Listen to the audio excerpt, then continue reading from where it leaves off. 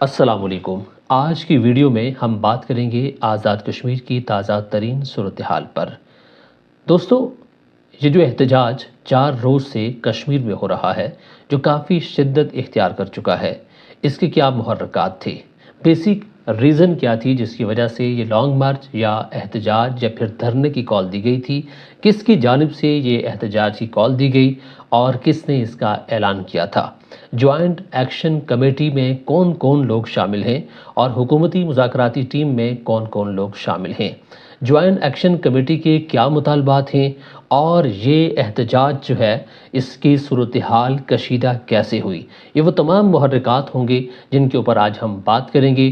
Video تھوڑی لمبی ہوگی، لیکن اگر آپ پوری ویڈیو دیکھیں گے یا سنیں گے تو آپ کو اندازہ ہو جائے گا کہ اس کے پیچھے بیسک ریزن کیا تھی۔ تو دوستو، آزاد کشمیر میں احتجاج تو کئی مہینوں سے جاری تھا، لیکن صورتحال اس وقت کشیدہ ہو گئی جب گزشتہ ہفتے کو احتجاجاً بجلی کے بلوں کو جہاز بنا کر دریائے نیلم میں پھینکنے پر عوامی ایکشن کمیٹی کے ارکان اور مظاہرین کے خلاف مقدمات درج کر کے نہ صرف انہیں گرفتار کیا گیا بلکہ دھرنے کے مقام پر لگے کیمپ کو بھی اکھاڑ دیا گیا۔ اس کی وجہ سے مظفر آباد سمیت کشمیر کے مختلف شہروں میں مظاہرین سڑکوں پر نکل آئے اور بازار بند کروا کر سڑکیں بلاک کر دیں۔ پولیس کو مظاہرین کو منتشر کرنے کے لیے آنسو گیس کا استعمال کرنا پڑا۔ حکومت کے مظاہرین سے مذاکرات کے بعد اگرچہ عوامی ایکشن کمیٹی کے رہنماؤں کو رہا کر دیا گیا، تاہم جمعرات 5 اکتوبر کو کشمیر بھر میں ایک بار پھر پہیہ جام اور شٹر ڈاؤن ہڑتال کی گئی اور پرامن مظاہرے کیے گئے۔ کشمیر کے عوام میں گزشتہ کچھ عرصے سے بے چینی پائی جاتی تھی، جس کی مختلف وجوہات تھیں۔ حالیہ احتجاج کی وجہ بنیادی طور پر 2 اہم معاملات بنے ہیں۔ ایک تو آٹا اور دیگر اشیاء خورنوش پر حکومتی سبسڈی کم کرنا اور دوسرا بجلی کے بلوں میں اضافہ ہے۔ تو دوستو، احتجاج مئی 2023 میں شروع ہوا اور اس کا آغاز راولا کوٹ سے ہوا تھا، جہاں پر آٹا اور اشیاء خورنوش پر سبسڈی ختم یا کم کرنے کے معاملے پر احتجاجی کیمپ لگایا گیا۔ وہاں پر یہ احتجاج کئی ہفتے جاری رہا، جس کے بعد یہ کشمیر کے مختلف شہروں تک پھیل گیا۔ یہ معاملہ چل ہی رہا تھا کہ بجلی کی اضافی قیمت کا معاملہ سامنے آ گیا اور اس میں شدت کچھ دن پہلے اس وقت پیدا ہوئی جب مظفر آباد اور راولا کوٹ میں لوگوں نے بجلی کے بلوں کو نظر آتش کرنے کے علاوہ دریا برد کر دیا تھا۔ اس موقع پر مظاہرین اور پولیس میں جھڑپیں بھی ہوئی، جس کے بعد پولیس نے مقدمات درج کیے اور ان مقدمات میں کچھ رہنماؤں اور کارکنوں پر دہشت گردی کی دفعات بھی درج ہیں۔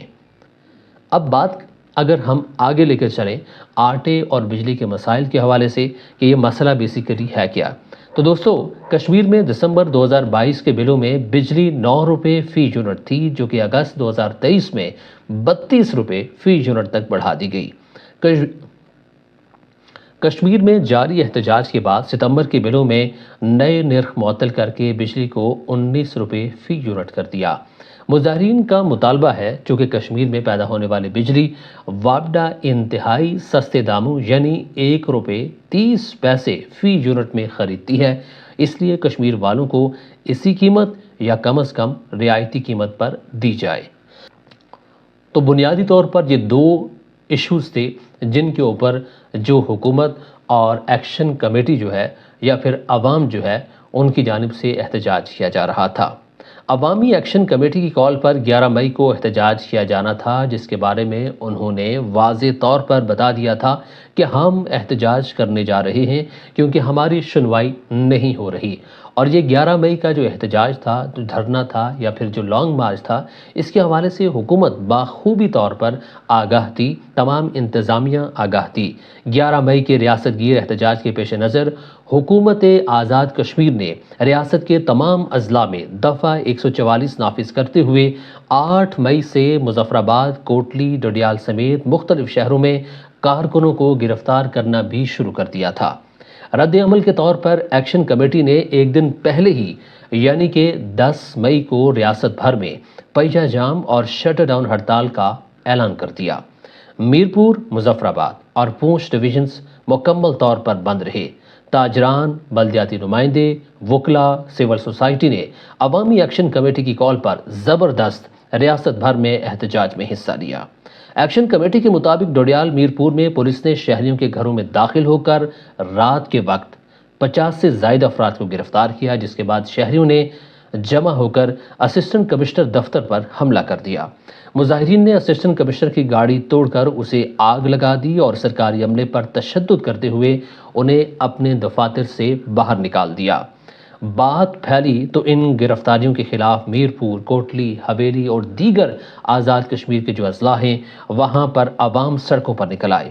ممبر عوامی ایکشن کمیٹی شوکت نواز میر نے اپنے ایک ویڈیو پیغام میں ان گرفتاریوں کے خلاف عوام سے باہر نکلنے کی پرزور اپیل کی اور حکومت سے مطالبہ کیا کہ ڈوڈیال میں گرفتار کیے گئے شہریوں کو فوری طور پر رہا کیا جائے۔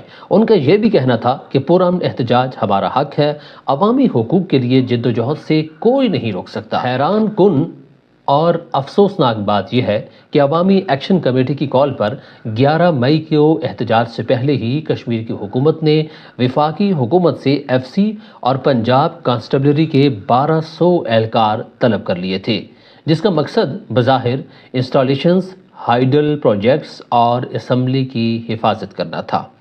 اگرچہ احتجاج 11 مئی کو تھا، لیکن ڈوڈیال اور میرپور میں ہونے والی گرفتاریوں کے رد عمل میں یہ احتجاج 10 مئی کو ہی شروع ہو گیا، جس کے بعد دارالحکومت مظفر آباد میں پولیس اور مظاہرین کے درمیان شدید جھڑپیں شروع ہو گئیں، جس کے سبب حالات مزید کشیدہ ہو گئے۔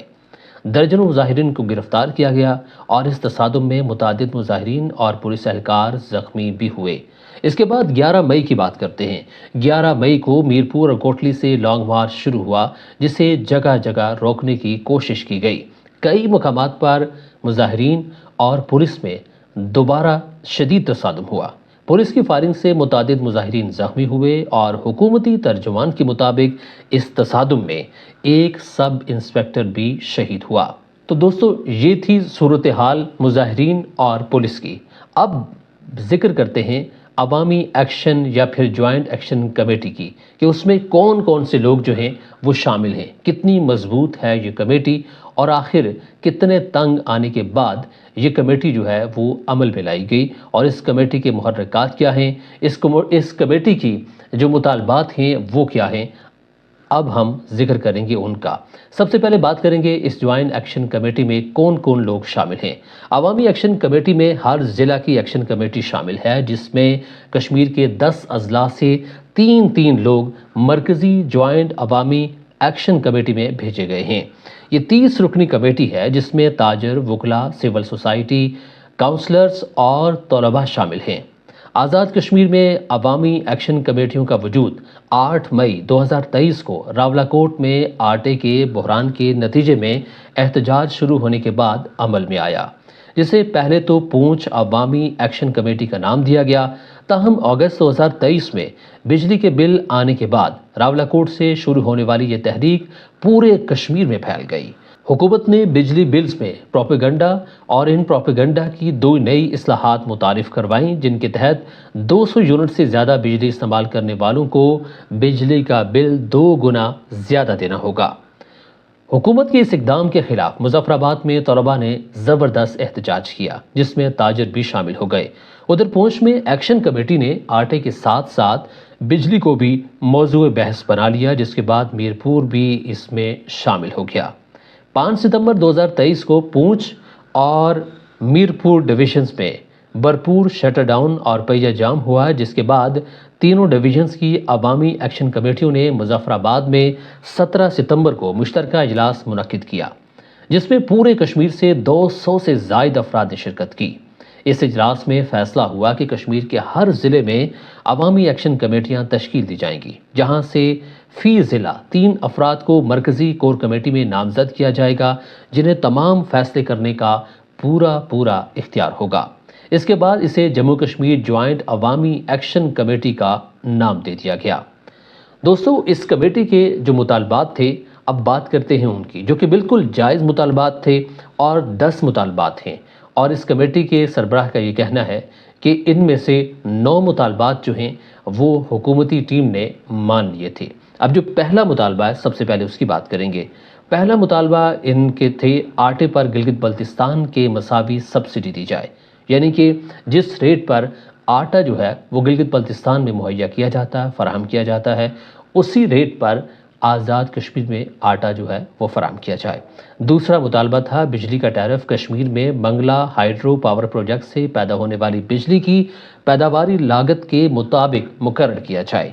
تیسرا مطالبہ حکمران طبقے اور افسر شاہی کی غیر ضروری مہارت کا مکمل خاتمہ کیا جائے۔ چوتھا جو مطالبہ تھا وہ تھا طلبہ یونینز پر لگی پابندی ختم کی جائے اور انتخابات کے انعقاد کرایا جائے۔ پانچواں مطالبہ کشمیر بینک کو شیڈول کیا جائے۔ چھٹا مطالبہ بلدیاتی نمائندوں کو فنڈز اور اختیارات دیے جائیں۔ ساتواں مطالبہ کشمیر میں سیلولر کمپنیز اور انٹرنیٹ سروسز کو معیاری کیا جائے۔ یقین کریں بہت بری سروسز ہیں، خاص کر انٹرنیٹ کی۔ اس کے علاوہ آٹھواں جو مطالبہ تھا وہ تھا کشمیر میں پراپرٹی ٹرانسفر ٹیکس کو کم کیا جائے، یہ 30 سے 40% تک بڑھا دیا گیا ہے۔ اور نواں مطالبہ تھا کشمیر میں احتساب بیورو کو فعال کیا جائے اور ایکٹ میں تصحیح کی جائے۔ 10واں اور آخری مطالبہ سر سبز درختوں کی کٹائی پر عملاً پابندی لگائی جائے اور مقامی ووڈ انڈسٹری کو فعال بنانے کے لیے قانون سازی کی جائے۔ جوائنٹ ایکشن کمیٹی کے مطابق 4 فروری 2024 کو خطے کی حکومت نے بجلی کے نرخوں کے علاوہ باقی تمام مطالبات تسلیم کرتے ہوئے ایک نوٹیفیکیشن بھی جاری کر دیا، مگر اس نوٹیفیکیشن کے 3 ماہ گزرنے کے باوجود اس پر کوئی کام نہیں کیا گیا، جو احتجاج کی وجہ بنا۔ بجلی کے حوالے سے 19 دسمبر 2023 کو طے ہوا تھا کہ وفاق سے پیداواری لاگت پر بات کر کے معاملات طے کیے جائیں گے۔ اس اتفاق رائے کی دستاویز پر ایکشن کمیٹی کے ارکان کے علاوہ حکومتی کمیٹی کے چیئرمین فیصل ممتاز راٹھور، وزیر قانون میاں عبدالوحید نے بھی دستخط کیے تھے، مگر اس پر بھی کوئی پیش رفت نہیں ہوئی۔ نوبت یہاں تک کیسے پہنچی، بات کریں گے اس حوالے سے۔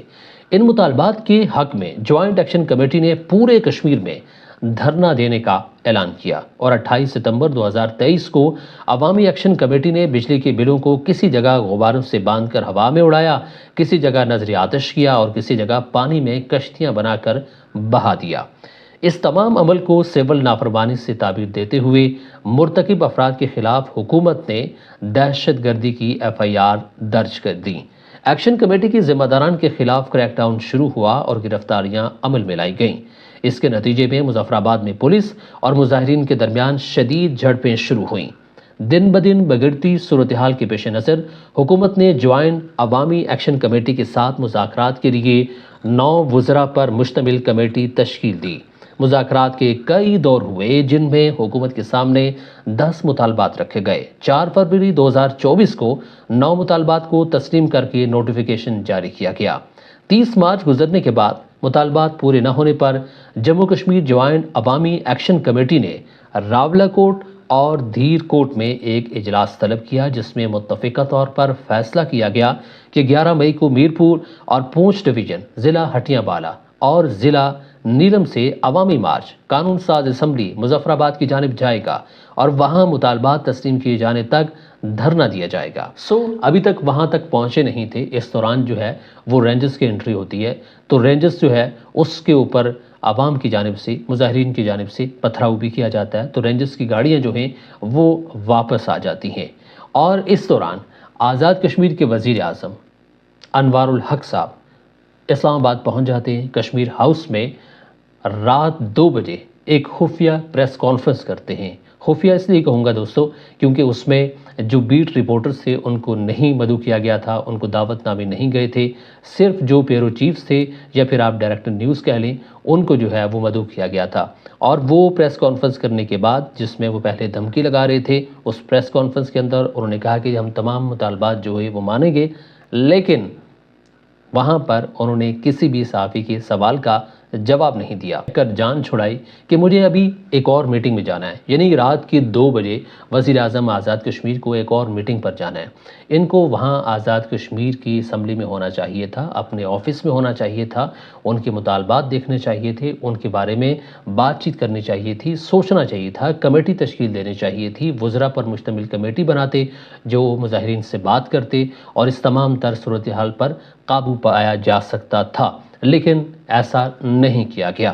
پھر وزیر اعظم پاکستان شہباز شریف نے اس تمام تر صورتحال کا جائزہ لیا، ایک اجلاس طلب کیا جس میں تمام تر تفصیلات جو ہیں وہ ان سے شیئر کی گئیں، ان تک پہنچائی گئیں، اور اس کے بعد انہوں نے کہا کہ خطے کے مسائل کے حل کے لیے 23 ارب روپے کی منظوری دیتے ہیں۔ اسلام آباد میں ہونے والے اجلاس میں وزیر اعظم، آزاد جموں کشمیر کی حکومت کے وزراء اور اعلیٰ سیاسی قیادت نے شرکت کی۔ اجلاس میں وفاقی وزراء اور اتحادی جماعتوں کے رہنماؤں نے بھی شرکت کی۔ اجلاس میں حالیہ صورتحال کا مفصل طور پر جائزہ لینے کے بعد وزیر اعظم شہباز شریف نے کشمیری عوام کے مسائل کو حل کرنے کے لیے 23 ارب روپے کی فوری فراہمی کی منظوری دی۔ آزاد کشمیر میں حکومت اور عوامی ایکشن کمیٹی کے مطالبے کی منظوری سے متعلق معاہدہ طے پا گیا۔ چیف سیکرٹری آزاد کشمیر کے مطابق آل جموں کشمیر عوامی ایکشن کمیٹی کے تمام مطالبات مان لیے گئے ہیں اور مطالبات کی منظوری سے متعلق معاہدہ بھی طے پا چکا ہے۔ اب دوسری جانب حکومت آزاد کشمیر نے آٹے کی قیمت میں کمی اور بجلی کے نرخ کے نوٹیفیکیشن بھی جاری کر دیے ہیں۔ بظاہر تو یہی لگتا ہے کہ تمام تر معاملات جو ہیں وہ طے پا گئے ہیں اور کافی حد تک چیزیں جو ہیں وہ کنٹرول میں آ گئی ہیں، لیکن گزشتہ شام مظاہرین پر رینجرز کی جانب سے فائرنگ کی گئی جس میں 2 مظاہرین شہید ہوئے ہیں، جوان بتائے جا رہے ہیں، نوجوان ہیں جو شہید ہوئے ہیں، اور اس پر جوائنٹ ایکشن کمیٹی نے پورے کشمیر میں یوم سیاہ منانے کا اعلان کیا ہے، اور اس کے علاوہ انہوں نے لاشیں جو ہیں وہ روڈ پر رکھ کر دھرنا دینے کا فیصلہ کیا ہے اور کہا ہے کہ جب تک ان کو انصاف نہیں ملے گا دھرنا ختم نہیں ہوگا۔ ابھی تک کی یہ تمام صورتحال تھی۔ اس تمام تر صورتحال کو کنٹرول کرنا انتہائی آسان تھا، کوئی بھی مشکل نہیں تھا، کیونکہ ایک عرصے سے یہ لوگ احتجاج کر رہے تھے اور کہتے ہیں کہ جب آپ کسی کو اتنا زیادہ دباتے ہیں کہ اس کی چیخیں نکل جائیں پھر اس کے پاس اور کوئی حل نہیں ہوتا، اور کشمیری عوام کے پاس بھی یہی ایک آخری حل تھا جس کو انہوں نے اپنایا، کیونکہ یہ اس احتجاج کو 1 سال کے قریب ہو چکا تھا اور 1 سال سے یہ لوگ احتجاج کر رہے تھے اور حکومت کے کان پر جوں تک نہیں رینگ رہی تھی، لیکن اب مجبوراً یہ فیصلہ کرنا پڑا، یہ احتجاج کرنا پڑا، جس کی وجہ سے تمام روڈز خالی پڑے ہیں، سکول بند ہیں، تاجر اور وکلا اور سول سوسائٹی تمام کے تمام افراد جو ہیں، عام عوام جو ہے وہ احتجاج پر ہے اور ہر چیز بند پڑی ہے، پورا کشمیر بند پڑا ہے۔ اور حالانکہ کچھ لوگوں کی جانب سے یہ کہا گیا جی کہ یہ انڈیا کی سازش ہو سکتی ہے، کوئی سازش نہیں ہے، اس میں ہر چیز واضح ہے، کہیں سے بھی کوئی سازش نہیں ہے، کیونکہ لوگوں کے مطالبات ہیں، لوگوں کے جائز حقوق ہیں، اس کے لیے وہ احتجاج کر رہے ہیں اور یہ ان کا بنیادی حق ہے، اور پولیس کی جانب سے، انتظامیہ کی جانب سے ان کو ٹھیک طریقے سے ڈیل نہیں کیا گیا، ان کو روکنے کی کوشش کی گئی، ان پر لاٹھی چارج کیا گیا، ان پر آنسو گیس کا استعمال کیا گیا، انہیں مارا گیا، تو اس کی وجہ سے پھر رد عمل سامنے آیا۔ یہ وہ تمام تر صورتحال تھی جو پچھلے 4 دن میں کشمیر میں جو کچھ ہو رہا تھا، اور اس احتجاج کے جو محرکات تھے، اور اس احتجاج کی جو وجوہات تھیں، جو مطالبات تھے، اور یہ احتجاج کہاں سے شروع ہوا، کہاں تک چلا، کب سے شروع ہوا اور کب تک چلے گا، اللہ بہتر جانتا ہے۔ یہ وہ تمام تر تفصیلات تھیں جو کہ میں نے آپ سے شیئر کرنی تھی۔ Thank you very much.